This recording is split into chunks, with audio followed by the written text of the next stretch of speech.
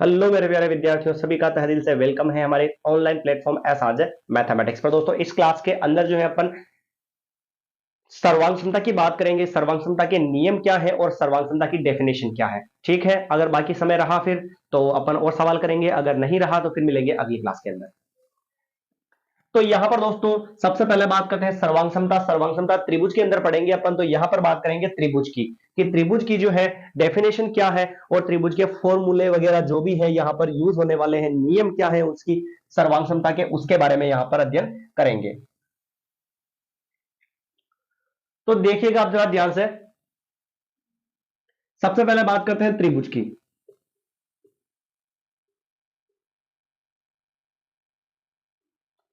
तो मैं आपको बता दूं कि अगर आपने पुरानी क्लासेस नहीं देखी है तो उनको जाकर देख लेवे, क्योंकि मैंने जो फॉर्मूले या डेफिनेशंस वाली जो क्लास डाली थी, सूत्र और परिभाषा वाली, उसके अंदर मैंने बताया था कि त्रिभुज किसे कहते हैं।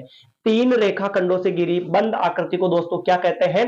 त्रिभुज कहते हैं। तीन रेखा खंडों से घिरी बंद आकृति को त्रिभुज कहते हैं। फिर उसके गुणधर्म भी बताए थे मैंने आपको कि त्रिभुज की तीन भुजाएं होती हैं, त्रिभुज में तीन कोण होते हैं और त्रिभुज के तीनों कोणों का जो योगफल होता है वो कितने डिग्री का होता है? 180 डिग्री का होता है। तीनों कोणों का योगफल जो होता है वो कितने डिग्री होता है?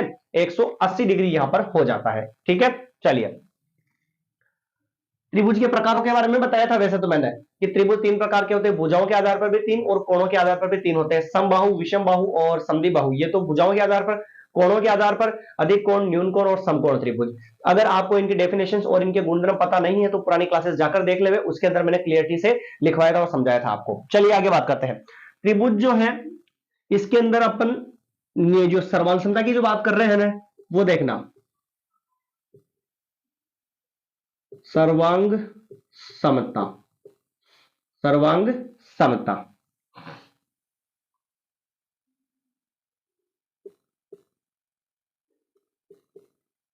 वह गुण जिसमें कोई एक त्रिभुज किसी अन्य त्रिभुज को पूरा ढक ले तो वे दोनों त्रिभुज सर्वांगसम होते हैं। और इस गुण को, इस गुण को क्या कहते हैं? सर्वांग समता कहते हैं। इस गुण को क्या कहते हैं दोस्तों?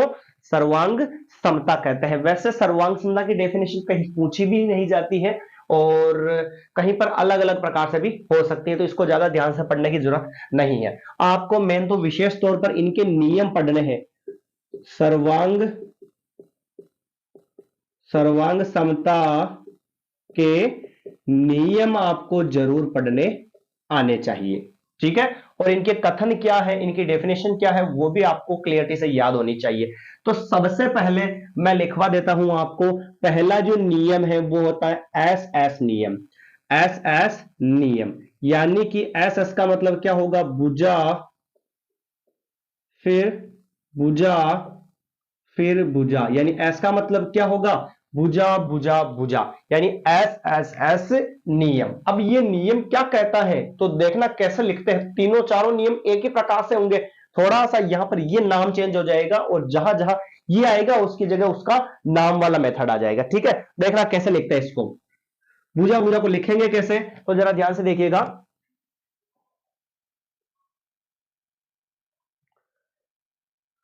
दिख रहा सभी को भाई? लीजिए, इसको थोड़ा सा अपन क्या करते हैं, अलग लिख देते हैं।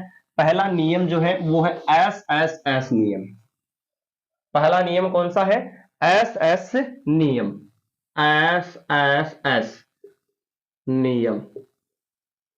एस एस नियम का मतलब क्या है दोस्तों? भुजा, फिर भुजा, फिर भुजा, ये है। ठीक है, अब इसको लिखना कैसे है तो वो आप ध्यान से देखिएगा। किसी एक त्रिभुज की भुजा भुजा भुजा किसी अन्य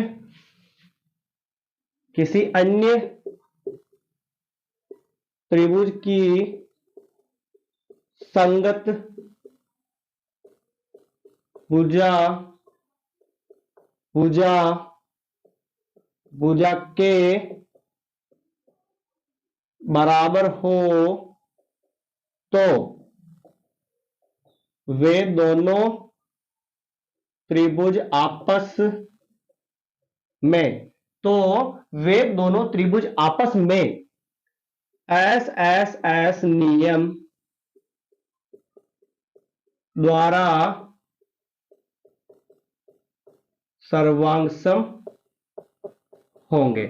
तो वे दोनों त्रिभुज जो है आपस में एस नियम द्वारा क्या होंगे दोस्तों? सर्वांगसम होंगे। ये तो था अपना पहला नियम, ठीक है। अब बात करते हैं दूसरे नियम की। तो दूसरा नियम क्या कहता है? दूसरा नियम है एस नियम। एस नियम यानी कि दो तो भुजा और एक क्या हो जाएगा? कोण। एस यानी भुजा और ए यानी कि एंगल, कोण। तो यहां पर लिख देते हैं अपन भुजा कोण भुजा। देखना ध्यान से, किसी एक त्रिभुज की भुजा कोण भुजा किसी अन्य त्रिभुज की संगत भुजा कोण भुजा के, संगत लिखना जरूरी है दोस्तों, है ना। संगत भुजा कोण भुजा के बराबर हो तो वे दोनों त्रिभुज आपस में एस नियम द्वारा सर्वांगसम होंगे। एस नियम द्वारा वो दोनों त्रिभुज आपस में क्या होंगे दोस्तों? सर्वांगसम होंगे। ये था त्रिभुज की सर्वांग समता का दूसरा नियम। और एक नियम जरूर वाकई में पूछा ही जाता है, सभी नियम में से एक ना एक नियम पूछा जाता है। पहले आरएचएस का ज्यादातर पूछा जाता था, फिर एसएस का भी आ सकता है, कोई सा भी आ सकता है, पर आरएचएस नियम ज्यादा पूछा जाता है। दो नियम हो चुके हैं, फिर अगले तीसरे नियम की बात करते हैं। इनको मिटा दो, कोई चेंज नहीं हो रहा दोस्तों, केवल भुजा भुजा भुजा। तो फिर दोस्तों अब जो है आरएचएस नियम क्या कहता है? आरएचएस नियम जो है वो भी उसी तरीके का है जैसे चार जो नियम है ना इसके, वो सारे एज इट इज सारे सेम ही है। इसमें केवल नाम चेंज कर लो, आंसर आ जाएगा। ठीक है, कैसे देखना? आरएचएस नियम है किसी एक त्रिभुज का समकोण कर्ण भुजा, किसी एक त्रिभुज का समकोण कर्ण भुजा किसी अन्य त्रिभुज के संगत समकोण कर्ण भुजा के बराबर हो तो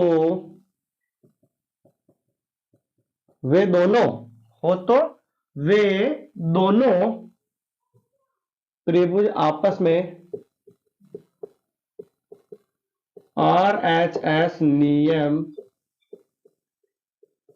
द्वारा सर्वांगसम होंगे।